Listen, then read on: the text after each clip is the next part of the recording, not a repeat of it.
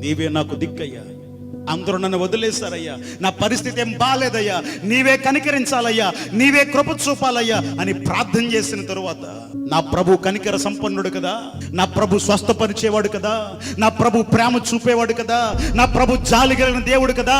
బాగు చేసిన తరువాత, దీవెన పొందేసుకున్న తరువాత, బాగుపడిపోయిన తరువాత, ఆశీర్వాదం పొందుకున్న తరువాత లోకంలో కలిసిపోయే వాళ్ళు ఎంతో మంది ఉన్నారు. నిజంగా వారు మారు మనసు పొందిన వారైతే మరలా లోకంలో కలిసిపోరు.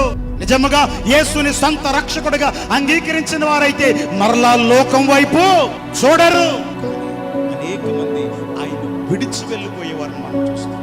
ఈమె ఆయనతో ఉన్నది, ఆయనతో సువార్త పరిచర్యలో సహకారిగా ఉన్నది. నీవే నాకు దేవుడు అయ్యా, నీవు తప్ప నాకు ఈ లోకంలో వేరొక దేవుడు లేడయ్యా చెప్పి ధైర్యంగా నువ్వు ముందుకు కొనసాగగలవా?